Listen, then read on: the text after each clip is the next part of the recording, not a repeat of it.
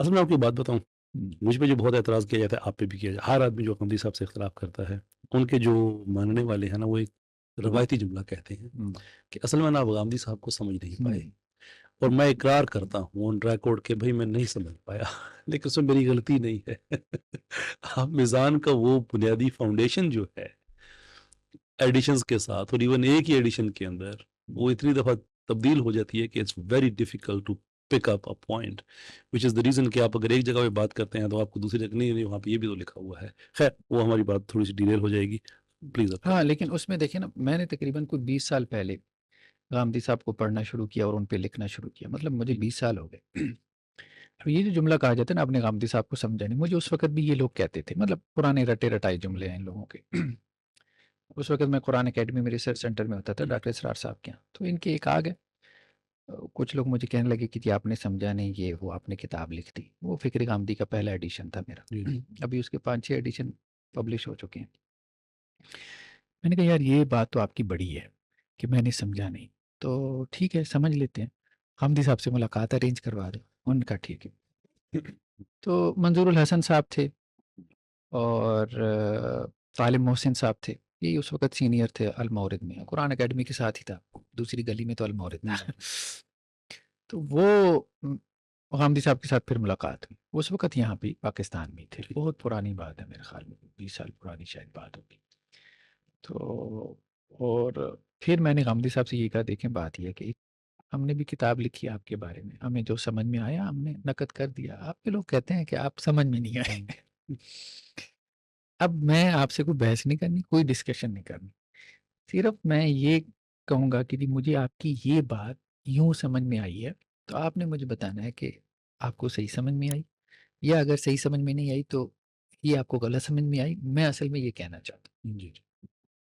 تو وہ بہت ساری باتوں پہ غامدی صاحب نے، میں سوال کرتا تھا اچھا مجھے یوں سمجھ میں آئی، آپ یوں ہی کہنا چاہتے ہیں؟ کہتے ہیں جی ٹھیک ہے آپ صحیح سمجھے. بہت سی باتوں پہ انہوں نے اپروو کیا، بعض باتوں پہ انہوں نے کہا کہ نہیں میں اس کو یوں نہیں یوں بیان کرنا چاہتا ہوں. ٹھیک. میں نے کہا ٹھیک ہے ویل.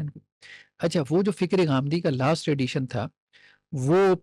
اس کے مقدمے میں نے باقاعدہ لکھا کہ یہ غامدی صاحب کے ساتھ ملاقات کے بعد، یعنی یہ اپرووڈ ہے، اب جو میری سمجھ غامدی صاحب سے اپرووڈ ہے. تو وہ جو سرٹیفائڈ. نیچے جو کہہ رہے ہوتے ہیں نا، جی. تو ان کو میں یہی کہتا ہوں کہ یار آپ نے کب اپروو کروائی ہے، مطلب آپ نے کون سے ایفرٹ کیا، ان سے جا کے پوچھے. اصل میں جب سے انہوں نے اس کو ایک تحریک بنا دیا نا، اب تو انہوں نے ممبرشپ اپنی اوپن کر دی ہے نا، تو اب پھر ہر قسم کا آدمی آتا ہے. پہلے وہ محدود حلقہ ہوتا تھا، اس وقت بھی یہی باتیں ہوتی تھی غامدی صاحب بڑے گہرے ہیں آپ کو سمجھ میں نہیں آتے، تو پھر ہم یہی کہیں گے بھائی آپ کو ہماری تنقید سمجھ میں نہیں آتی. پھر اس کا جواب تو یہی ہے آپ اپنی ذہنی سطح بلند کرو، آپ کو سمجھ ہی نہیں آ رہی کہ ہم کہاں اور کس جگہ سے اور کیسے تنقید کر رہے ہیں. ٹھیک. تو اب وہ جیسے ایک ان کے نا وہ فالوور مجھے کہنے لگے کہ جی عقیدے میں جو ہے نا وہ خبر واحد حجت نہیں ہے، مطلب حدیث جو ہے وہ خبر واحد ہے تو عقیدے میں تو وہ حجت نہیں ہو سکتی، یعنی اس سے حدیث سے عقیدہ ثابت نہیں ہوتا، عقیدہ قرآن سے ثابت ہوگا، کیونکہ حدیث تو ایک آدھا راوی جو ہے وہ بیان کر رہا ہے. تو میں نے کہا قرآن میں آتا ہے، آپ نے پڑھا ہوگا عرض سلیمان علیہ السلام کا قصہ کہ وہ حدود آیا اور حدود نے آ کے جو ہے وہ حضرت سلیمان علیہ السلام کو خبر دی اور یہ الفاظ کہی وجئتک من سبأ بنبأ یقین، کہ میں آپ کے پاس جو ہے وہ قوم سبا سے ایک یقینی خبر لے کر آیا ہوں. تو حضرت سلیمان علیہ السلام نے اس کی بنیاد پہ ایکشن لیا اور حدود کو ایک خط دیا اور کہا کہ خط وہاں جو ہے وہ ملکہ سبا کے پاس چھوڑ کے آؤ. میں نے کہا خود قرآن کہہ رہا ہے کہ ایک حدود جو ہے وہ آ کے خبر دے رہا ہے کہ وہ جو پوری قوم ہے وہ سورج کی عبادت کر رہی ہے، اور اس اکیلے حدود کی خبر کے اوپر حضرت سلیمان علیہ السلام ایکشن لے رہے ہیں. تو وہ اچھا یہ آپ کیسی باتیں کر رہے ہیں، آپ یہ قرآن سے کیسے استدلال کر رہے ہیں؟ تو میں نے کہا اور کیسے استدلال کیا ہے، ایسے ہی استدلال کیا جاتا ہے جیسے آپ لوگ استدلال کر رہے ہو. تو اس کا جواب تو پھر یہی ہے، اور قرآن ساتھ میں یہ بھی کہہ رہا ہے کہ بنبأ یقین، یقینی خبر، یعنی وہ اکیلا یہ کہہ رہا ہے کہ جی بھائی میری خبر جو ہے وہ بڑی یقینی خبر ہے، زیادہ سے زیادہ آپ ویلیڈیٹ کرو اس کو، کراس ویریفائی کر لو اس خبر کو. تو ہمارے یہاں ہوا یہی ہے کہ حدیث کی جو خبر ہے بھلے وہ اکیلے کی کیوں نہ ہو، ویسے تو ایسا نہیں ہے، میجورٹی جو اخبار ہیں، کیونکہ خبر واحد یہ بھی ایک غلط فہمی ہے ان کے یہاں کہ خبر واحد کہتے ہیں ایک بندے کی خبر کو. خبر واحد کی جو ٹیکنیکل ڈیفینیشن ہے وہ یہ ہے کہ اس کو 1 2 یا 3 لوگوں نے روایت کیا ہو. ٹھیک ہے، تو 2 3 راوی تو عام طور پہ ہوتے ہیں، ہاں کچھ روایات ایسی ہوتی ہیں کہ جن میں ایک ہی راوی ہوتا ہے. ٹھیک، لیکن اس میں بھی ایک راوی کی جو خبر ہے اس کو ویلیڈیٹ کیا جاتا ہے، تصدیق کی جاتی ہے، جیسے حضرت سلیمان علیہ السلام نے کی. کوئی نہ کوئی اس کے قرائن ہوتے ہیں، تو اس کے بعد آپ اس کی جی تصدیق کر دیتے ہو، تو دنیا میں اسی طرح سے یہ خبر جو ہے وہ پہنچتی ہے، نیریٹ ہوتی ہے۔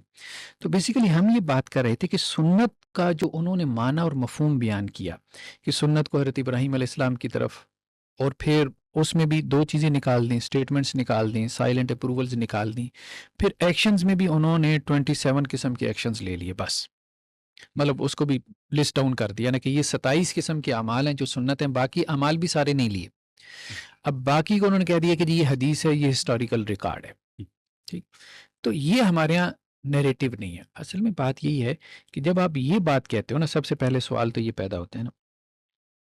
آپ کی بات پہ اگر ہم ایگری کریں کتاب اللہ سنت رسول، دو سورسز آف شریع ہیں، ٹھیک ہے، کتاب اللہ تو ہمارے اور آپ کے درمیان چلیں متفق ہو گیا کہ یہی کتاب اللہ ہے، ٹھیک، صحیح میننگ میں اختلاف ہو سکتا ہے، انٹرپریٹیشن میں ہو سکتا ہے۔ سنت کہاں پر ہے؟ اصل سوال تو یہ ہے نا، سنت کہاں پر ہے؟ ہاں، کوئی آپ سے پوچھے گا بھئی اللہ کی کتاب کہاں پر ہے، تو آپ مسجد کا رخ اس کو دکھا دو گے، یا آپ اپنے گھر سے مصحف نکال کے اس کو پکڑا دو گے۔ کوئی آپ سے پوچھے گا بھئی وہ سنت کہاں پر ہے جس کو آپ دین کہہ رہے ہو، ٹھیک ہے، سنت تو دین ہے، تو لیکن سنت کہاں پہ ملے گی؟ ایگزیکٹلی تو اب بات یہ ہے کہ وہ سنت تو حدیث کی کتابوں میں ہے، بالکل اس اعتبار سے حدیث کی اہمیت بڑھ جاتی ہے۔ یعنی آپ صلی اللہ علیہ وسلم کے اقوال، حدیث کی کوئی بھی کتاب ہم کھولتے ہیں تو وہاں یہی ہے نا، اللہ کے رسول نے یہ کہا، اللہ کے رسول نے یہ کیا، آپ صلی اللہ علیہ وسلم کے سامنے یہ ہوا، دس اینڈ دیٹ، یہ سارا کچھ ہی حدیث کی کتابوں میں ہے۔ تو سنت کا بیان تو حدیث کی کتابوں میں ہے۔ اب یہ جو سٹیٹمنٹ دیتے ہیں نا جی سنت کا بیان جو ہے وہ امت کے تعامل میں ہے، ٹھیک ہاں، اس کے اوپر جو ہے نا سب سے بڑا سوال تو یہ پیدا ہوتا ہے کہ میرے اور اللہ کے رسول صلی اللہ علیہ وسلم کے درمیان یہ اب 1400-1500 سال تو خیر گزرے ہیں، اب اس میں کوئی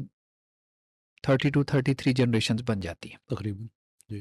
ہماری جو سند ہے نا، وہ جو ہمیں مدرسے میں جب ہمیں حدیث پڑھائی جاتی ہے نا تو وہ سند پوری پہنچاتے ہیں، صحیح تو وہ میری جو سند ہے جو اللہ کے رسول صلی اللہ علیہ وسلم تک پہنچتی ہے، تو اس میں کوئی تقریباً 33 جنریشنز ہیں، تو اتنی جنریشن بن جاتی۔ اب آج اس جنریشن میں ہم بہت سارے اعمال دیکھ رہے ہیں کہ امت وہ کر رہی ہے، تو اب آپ یہ کہہ رہے ہو کہ جی جو دین جو ہے وہ ایک جنریشن نے دوسری جنریشن کو دیا، دوسری نے تیسری کو دیا، یہ صرف ایک تھیوریٹیکل چیز ہے، ازمپشن ہے۔ میں تو 1400-1500 سال بعد بیٹھا ہوں، میں نے تو پچھلی 13 صدیوں کی 14 صدیوں کی جنریشنز نہیں دیکھی کہ انہوں نے یہ کام کیا کہ نہیں کیا۔ مطلب یہ جو جنریشن آج کی ہے جو یہ کام کر رہی ہے، مثال کے طور پہ آج کی جنریشن نماز ہی نہیں پڑھی،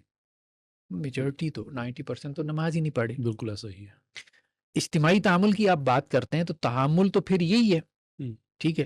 اجتماعی تعامل کی آپ بات کرتے ہیں تو امت تو مثال کے طور پہ جھوٹ کے اوپر اجماع کر کے بیٹھی ہے کہ جھوٹ جائز ہے، ٹھیک ہے، رشوت کا نام جو ہے وہ سپیڈ منی رکھ لیا، مطلب آپ جو بھی دیکھ لیں، گناہ ہے، معصیت، ایون بدعت لے لیں، چلیں یہ تو اب آپ کہیں کہ جی گناہ ہے، کم از کم ذہنی طور پہ اس کو گناہ سمجھ رہا ہے، ایون کہ جس کو آپ بدعت کہتے ہیں، یعنی غامدی اسکول آف تھاٹ میں جس کو بدعت کہتے ہیں، ٹھیک ہے، وہ سوسائٹی میں ہو رہا ہے نا بہت ساری بدعت، ٹھیک ہے، وہ ریلیٹیوز ہو سکتی ہیں، ایک مسلک کے نزدیک بدعت ہو، دوسرے کے نزدیک نہ ہو، لیکن ایسے بہت سارے اعمال ہیں جن کو ہر مسلک کہہ رہا ہوتا ہے بھائی یہ بدعت ہیں، یہ خرافات ہیں، یہ دین نہیں ہے، لیکن میجورٹی ان کو پریکٹس کر رہی ہے۔ اور اس میں پھر جو کلچرل ریلیٹیوزم ہے وہ بھی اپنی جگہ پہ ہے وہ بھی اپنی جگہ کہ پہ افریقہ میں جو پریکٹس ہے تھوڑی ڈفرینٹ ہوگی، ایشیا میں ڈفرینٹ ہوگی، چائنا میں ڈفرینٹ ہوگی، تو اگرچہ اگریڈ اپون سینٹرل بیسز ہماری ہے، لیکن جو کلچرل ویریشنز بیچ میں آ جاتی ہیں، جو کہ میرے خیال میں اسلام بھی مائنڈ نہیں کرتا، مکہ اور مدینہ کے لوگوں میں تو تھوڑا کلچرل ڈفرینس ہے ہی نا، تو مزاج میں ڈفرینس ہے، سو فورتھ، تو بالکل آپ کی بات درست ہے کہ پھر وہ جو آپ اسمپشن ہے کہ وہ ایگزیکٹلی وہی تواتر جنریشن آفٹر جنریشن ہمارے پاس آتا ہے، وہ پھر اصل سوال یہ